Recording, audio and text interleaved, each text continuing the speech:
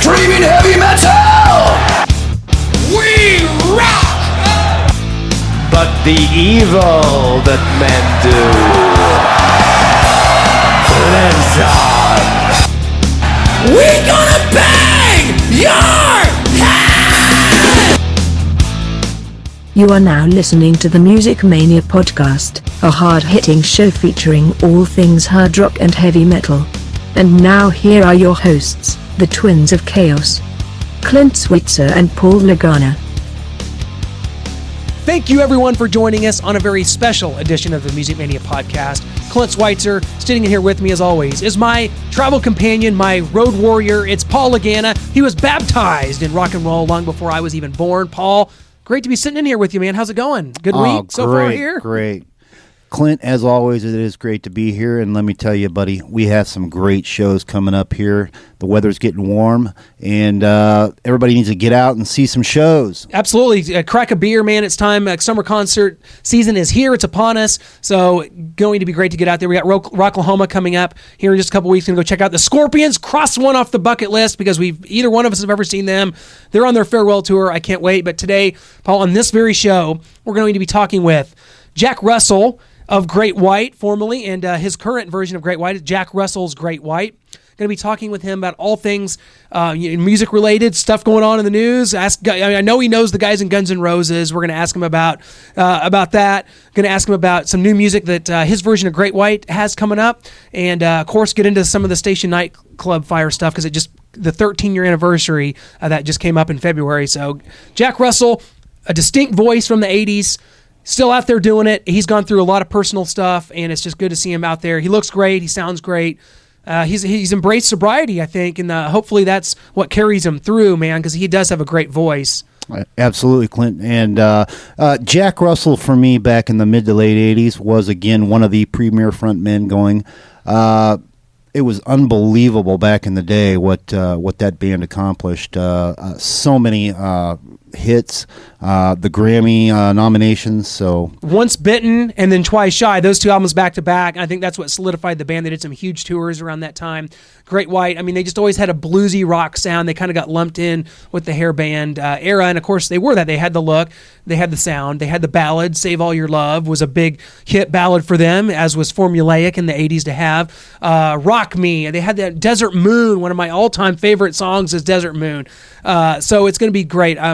I think Jack Russell's a guy that has overcome a lot of things, man. He gets a lot of the blame for that Station Nightclub fire that happened in West Warwick, Rhode Island, back in 2003, where 100 people were killed. But, I mean, he had a band member die in that fire as well, but he made it out. He's a survivor, and he's gone through a lot of medical problems, breakups with the band Great White. And you know, when it comes to this, there's two versions of Great White right now. Jack Russell's Great White, Mark Kendall's Great White. Mm-hmm. Which we are going to see at Rocklahoma along with the Scorpions. That's correct. And I'll tell you, though, I always err on the side of the singer when it comes to these situations. Like, I want to hear the songs performed like they were sang on the album. You know what I'm saying? Mm-hmm. Like, I don't want to hear some guy that I don't have a clue of what his voice is singing, Save All Your Love or Desert Moon. I mean, Jack Russell goes out there. He's got a great band playing the songs. Can't wait to talk to him, man. I'm a big fan of Jackson. I feel like he's caught a lot of flack over the years, and of course, well-documented substance abuse problems. But he's clean. He's in better shape now than he's been. So to me, he's doing what you got to do, man, to stay out there and keep rocking, to keep making a living. Absolutely, and just like the rest of the bands out there, man. I mean, he's still plugging along, and I tell you what, he sounds as great as ever. And it is our pleasure here on the Music Mania podcast to welcome this week's very special guest. It is Jack Russell from Jack Russell's Great White. Jack, how's everything going, man? Sounds like you're out there and just enjoying the day out on a boat and just loving life today, man. How's everything going? Yeah, it's a pretty bad day, man. I'm sitting on the back of my boat, working on lyrics, sun shining, I'm half naked, and so the rest of the people in the harbor. And it's just a gorgeous day, man. It's like 80 degrees, a little breeze blowing. I'm sipping my Starbucks, and all is right with the world. Well, it's a good time of year for that, my man. And I'll tell you what, you talk about writing some lyrics. I was going to ask you about it because you came out with a single, Hard Habit, about a year ago. Hard Habit. It's a great song. I mean, just such a throwback. But you're talking about working on new stuff. I got to ask you. I mean, what are you working on, and what do what's your vision kind of for the next Jack Russell Great White album, if you will? It's very eclectic, but and there's some stuff on there like nobody's heard. Like there's a song called My Addiction, which is straight to the point. I mean, there's no punches drawn about my life and about the things I've been through, and it's just a really heavy, spooky sounding song. There's a lot of really heavy songs on this record, and the guitar playing is just phenomenal. You know, I've never had a guitarist I've ever worked with in all my years that has been as good a guitarist as Robbie Lochter. And the two of us have been writing some brilliant songs together. And I hate to sound like I pat myself on the back. I'm just being honest. I mean, I don't take credit for the songs. I just think they're a gift from wherever, you know. Well, Jack, you're looking great. You haven't looked this good in years. You're sounding awesome. The band is tight. I mean, what's going on? We talked about finding sobriety back in 2011 after your friend Janie Lane passed away. You've cited that as a catalyst. I mean, you look great. You sound great. I mean, is that really kind of what started everything for you? Yeah, but unfortunately at the time it wasn't enough. I mean, it was for a while, but then my disease started going, well, you're not Janie Lane. No doctors ever told you that, so you can keep on drinking. And I was, I'd binged for a while, I'd sober up, and the last time I did that was like 8 months ago. I went on a binge, and I drank like 10 Mai Tais in like 20 minutes. And I kept falling off the bar stool, and the guy, hey, dude, we love you here, but you got to go, or else call the cops. So Don Dawkins, who was with me, took me down to my boat and, dropped me off. And my wife was just furious, as you can imagine. And she put me to bed. The next morning, I wouldn't wake up. Well, how important? How important has she been to you, though? Heather, your wife's name's Heather, wonderful lady. She's we've been in contact with her. How important has she been in all this? She's right now. She's really sick. She's she's got fibromyalgia now. It just keeps getting worse, And she had this attack the other day where. She had another infection, and what fibromyalgia does is it exacerbates the other infections. I mean, I was eating some potato chips in the car, and her hearing is so hypersensitive, she had to have me stop. She had to leave the show we were at Temecula and drive to Cedars-Sinai. Wow. To get seen. That's how bad it was, And so it's been bad. We both had our struggles. I mean, I was in a coma 8 months ago from drinking too much, and the doctor told me when I woke up, if you drink again, your liver's going to shut down, you're going to die. And I went, okay, I know something that happened to, so I'm not going to take the chance. No, so, do not do that. Right now, my body's in great shape. I've been working out. I've been, running. I've been, stuff I thought I could never do again after all my accidents. But, I just took care of myself, got some muscle on me, and, I'm back on stage doing what I used to do, so it's great. Well, has there been anyone in rock, Jack, that has had to go through as much as you have? I mean, you talk about all the pain and the accidents. I actually saw Great White back in 2009, right after you'd had your accident where I think you had a kind of a rib injury, spinal injury. I mean, you were in bad shape, man. And oh, yeah, I had 2 back surgeries, like 2 days apart. Yeah. So I worked for 2 days. And then it herniated again. And it was like a year recovering, but I still went out and played. Yeah, that was that night. You could tell it was a struggle for you. I mean, you've always just had this signature voice, and that's what matters. And you got some dates coming up here in June, Jack. And I'm going to tell you, it starts in June, I think the 4th in Littleton, and you got some dates coming up in June and September. I mean, it's just got to be good for you to get out and play again, play these songs, sing. That's what you do, man. You're a performer. Yeah, it's got to feel good. Man. It's great. I mean, this year, unfortunately, is not as full as last year. We made a mistake and we changed agencies thinking we were doing a better thing going with a bigger agency, and it turned out to be, the little fish in the big pond syndrome. So we ended up going back to our original agency, and I mean, they kicked butt. I mean, we had 17 shows last April of last year. I mean, so, you know, I don't know why we left, but so we're back with them now, and we're starting to get things rolling. We got a new album coming out this year or next year, early next year. It's called The Gauntlet, and it is the most amazing pieces of music I've ever written. It is so well done.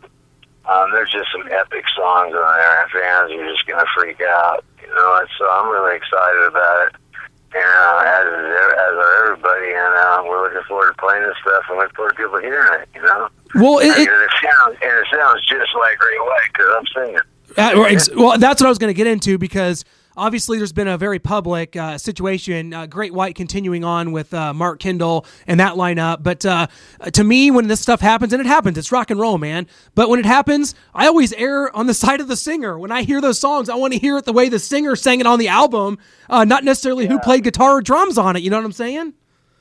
Yeah, I know what you're saying exactly. I mean, this is not just because I'm a singer. I mean, if I was anything else, you know, I would, you know, like the bands that I like, you know, that have changed are the ones that still have the original singer, because that's the sound I grew up with. That's the songs I know. I mean, I love Sammy Hagar to death, but I don't want to hear him singing and talking about love. Exactly. Just like I don't want to hear Dave Ross singing I Can't Drive 55, you know? Yeah, no question about it, man. That's when they say Queensryche, I love the guys at Queensryche. They're friends of mine. I love Tom. Todd does a great job, but he's still not Jeff Tate. You know, Awesome, so Jay. it's difficult for me to. I mean, look, if they took Steven Tyler out of Aerosmith and put in anybody, I would be like, no, I got to go see Steven Tyler. Jack, what are your thoughts on the Guns N' Roses tour, and particularly Axl also touring with AC/DC? Not many, and not too often. You know what? I don't know. I've heard some good reports, and I'm surprised because I thought, you know, knowing Axl and knowing how he used to be, you know, showing up, you know, 4 hours late, I know they wouldn't put up with that for a second, but I mean, if he shows up, I imagine he's going to do real well, because, you know, that's the kind of singer he is. I mean, really, you know. Now, the Guns N' Roses stuff, I don't know if those guys will last a weekend, because, I mean, you know, I know there's bad blood there, but, you know, when you're getting paid $1 million a show, you know, I got to have a guy fart in my room every night for that money, you know. it's going to be interesting. Oh my gosh, it's going to be interesting. Jack, we talked about how much you've personally been through, and I want to, you know, ask about this. Unfortunately, probably not an interview that you'll ever do the rest of your life, which is very unfortunate. It won't happen when someone doesn't talk about the Station Nightclub fire, but it's been 13 years. It just came up 13 years in February. But I think one thing no one's ever asked you about is you personally, you were a victim of this fire. You're a survivor of this tragic incident. What is that like because I think a lot of people want to place blame and things like that, but for you, you're just a survivor, just like all the rest of the survivors. There was 100 people killed, including one of your bandmates, but you made it out. I mean, you're a survivor of this thing, man. I think that's one thing that never gets brought up here. Yeah, you know, I appreciate that. It's something I wouldn't say, but I mean, truthfully, yeah, I guess it is. You know what I mean? And I lost a lot of friends, and unfortunately, being the lead vocalist of the band and the one that's the most high profile, if people are going to blame the band, they're going to look at me and blame me. I mean, I've had people call me a murderer, and that stuff is just, I mean, it just tears your heart out, you know, because I don't have a bad bone in my body. I don't wish harm on anybody, especially, I mean, music is supposed to make people feel good and enjoy themselves. I mean, if we knew something like this would happen, we wouldn't have done the show, of course, you know. Sure. But the fire marshal had illegal foam up there, which we weren't aware of. And, you know, the rest happened. And, you know, it's hard. I deal with this every day, you know. I mean, I look out here, I sit here and I see the sunrise, and I'll start bawling because there's 100 people and I never see that. You know, yeah. So it's hard to deal with, you know, and I don't get upset when people blame me, because if that's the way, what they do, if they need to do that to grieve, if it helps them, you know, more power to you, you know. mean, if that helps them anyway, that's fine. It's really hard because this is something, I mean, it's been 13 years, which is unbelievable. It's something that could happen in any venue, to any band. It was you guys, it was that night. And it's something that, unfortunately, just is always going to be there, always going to be a source of pain. But you know what? What gave you, do you think, the motivation to continue from that? I mean, you've gone through so much. How did you continue from that? I mean, Well, we had the benefit tour, which, was as altruistic as you could get. You know what I mean? It wasn't just about me or just about the band. We have to go out and raise some money for the victims and for their families. So that enabled me to get on stage or whatever, you know what I mean? It just wasn't about me. So, and it was hard too because, you don't know when to smile or if you should smile or, and we just went out and said, okay, we're raising money, to help these people, so let's just put on the best show we can. And after 2 years of that, we raised over $100,000, and it don't seem like much, but it's still a lot of money, and we helped out some people, and God bless them, and they're always in my prayers, and I'm really sorry that it all happened. I can't, say how sorry I am, But, Absolutely, for me, it was just another day in my life. I got up, went to sound check, came back, went to the show. My manager had spoke to the club owners, talked to them about the pyro, which we do every night, which we did every night. And, if it was okay to use it, we used it. If we didn't, well, I didn't care because it saved me money, It was like hundreds of dollars, to use pyro, and the little bit we had, and, it didn't make a big difference in our show. We're not Kiss, So, it's in hindsight, which is always 2020, I wish we wouldn't ever even thought of using it, but we had, the guy that used to work for Wasp, and, he's a professional at indoor fireworks, and, just all the dominoes were lined up in the right way, and it's just everything, everything that was there that could cause a tragedy was there, in the right place, like an airline disaster, Absolutely, Jack, and we appreciate you being forthcoming with that. Getting back to a little bit more happier times, back in 1987 when you hit the mainstream with Once Bitten. Rocky was the first. Absolutely. For me, I thought Rock Me was absolutely outstanding ballad there. Just talk a little bit about that time, that era, back in when you first hit the mainstream. Well, what's funny is Rock Me, if you look at the album, every song on one side says 3:57, the time, and every one on the other side says 3:58. And because we put out the first single, it was a 7-minute song.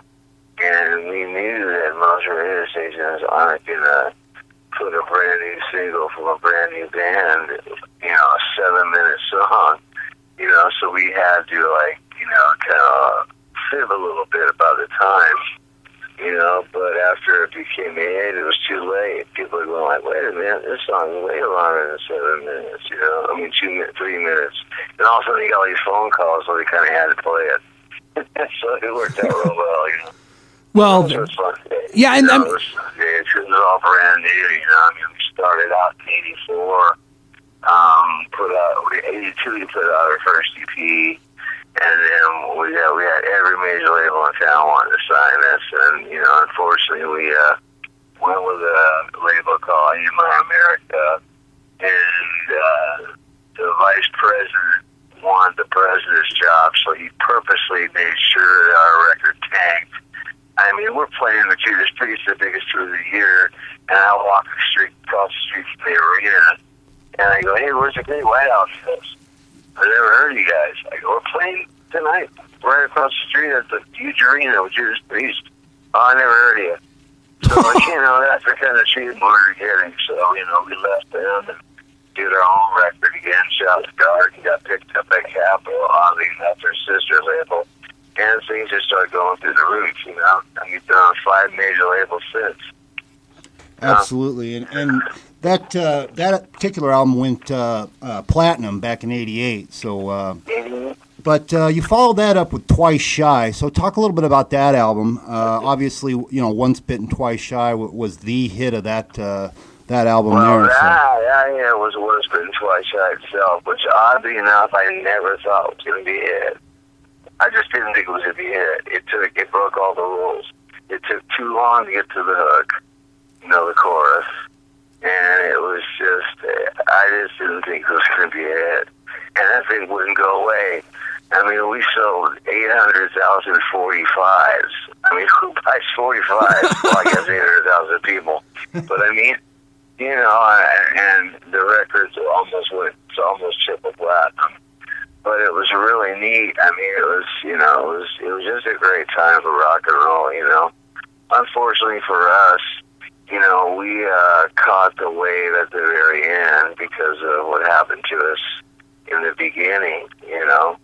And so we didn't have some of the success that our contemporaries did. But the cool thing about it is, you know, I'm still here and my voice is better than it's ever been.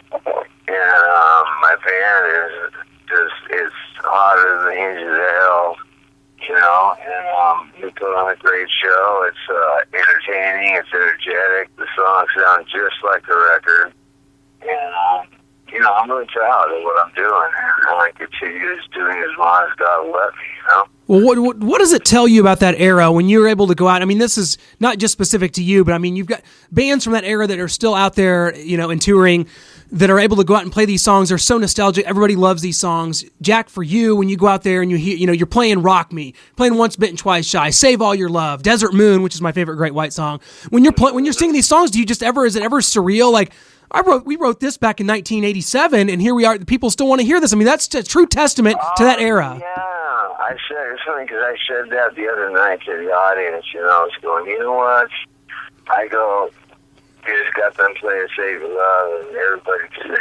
And I'm like, you know, I got to tell you, the coolest thing that I can think of is being a musician, and it was written a song, and standing here playing it and having, you know, 3,000 people or whatever sing it back to you. It's just like so bone chilling, you know. I just said to say thank you to them because it is just the greatest experience in the world, you know. I guess it's kind of like being voted president in a minor way, you know what I mean?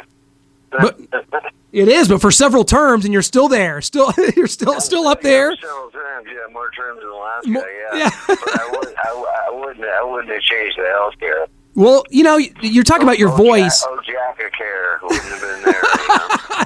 Hey, I'll sign up for that right now. I don't know about Obamacare, but I'll take Care right now. Anything better, you know. Jack, it's your voice, I think, that makes Great White what it is, because it was a blues-based band. I think, obviously, like a lot of bands, got lumped into the category of a hair band, but your voice set it apart. You have such a Robert. Yeah. You have such a Robert Plant, I think, kind of style to your voice. I mean, is that something that you know, subconsciously knew that you kind of had that? I mean, when did you realize you had such that kind of a vocal talent? When I started, excuse me, guys, so started helicopter coming over. When I was younger, I used to sing all my favorite bands on their records, and I realized that, you know, singing that was really easy. And I noticed that the timbre of our voices were really the same, really close to being the same. So it's like being an impersonator, you know. And it was always easy for you to sing and stuff and sing it really close. Like, we have an album called Great Zeppelin, and it's live. And I mean, I listen to it sometimes, and I fooled myself, you know. Yeah. And it's pretty amazing. And, you know, I just love that band. I love Aerosmith, too, still do. I think they're one of the greatest rock bands in the world, plus they're from America. You know, Steven Tyler's a friend of mine, and you know, which is really odd, because that's what I used to dream of when I was a kid, you know. God, you're great friends with these guys, you know, so you think you are, you're like, wow, how neat. You know, so rock and roll is giving me everything I could ever ask for. You know, now I got an amazing wife. You know, it's things are great. You know, things are great. You know, they're just gonna get better. Yes, that's. I got a book coming out, which is gonna blow people's minds. I should just call it. You're not even gonna believe this. I mean, I can't wait. So many weird things happen, and it's Go ahead and amazing. plug it, Jack. What's the name of the book? I think it'll be called Dancing on the Edge. I like that. That would fit you perfectly, would it not? Been a story of my life, you know. Well, Jack, when that thing comes out, let's do this again, and let's do it again. I'll tell you what, when we get the new record out, how about I give you a call and let you guys take a chance? If you want to spin it, you can spin it. Oh, we were gonna do more than that, Jack. And I'll tell you what, before we let you go, I want to run through the dates you have coming up in June, just real quick. It's June 4th in Littleton, Colorado. June 10th, Piercy, California. Because that's where my stepson lives. Oh, well, you won't have to come far to see you. Can you at least get him on the guest list? No, yeah, my wife's from there. She's in Park there. And June 17th in Warsaw, Indiana. And then you're going to be at the world-famous Whiskey A Go-Go in Hollywood in September. Jack, man, we're going to have to catch up with you some out there in the stratosphere on one of these shows, man. Yeah. And before, when we get off, when you get a second, I want to get your information. And, we'll hook up at the venue for sure. Yes, Jack. That is great, man. We will definitely do that. Stick on the line after we say our goodbyes, and we'll do that, man. And I say everybody hello, and Denver, and hello for my wife Heather to all her friends out there. Jack, it's been a pleasure, man. Thank you so much. Take care. We'll see you soon. Thanks, Jack. Yeah, man. Man, it was just great to catch up with Jack. I mean, you got to give him credit for being so, candid, and he didn't pull any punches, man. He told it like it is. I really appreciate that from Jack. Just a genuinely good guy. I think he's gone through a lot of things, and he's been pegged a lot of things by the media and by a lot of people in rock and roll. But I think he's just a good laid back guy, and he's just been through a lot. It's good to see him. I think he's doing a lot better now. The guy to me was 100% genuine with that comment about what happened in Rhode Island. Clint, again, we can't thank him enough for joining us today. The guy is straightforward, one of the best front men out there back in the 80s as well as to me now.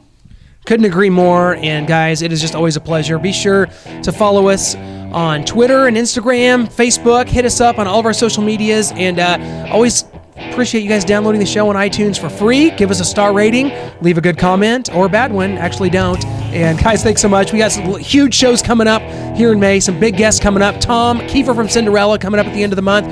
Be sure to lock and load with the Music Mania podcast, guys. We can't thank you enough.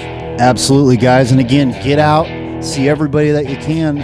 This is that time of the year where everybody needs to get out and see a show.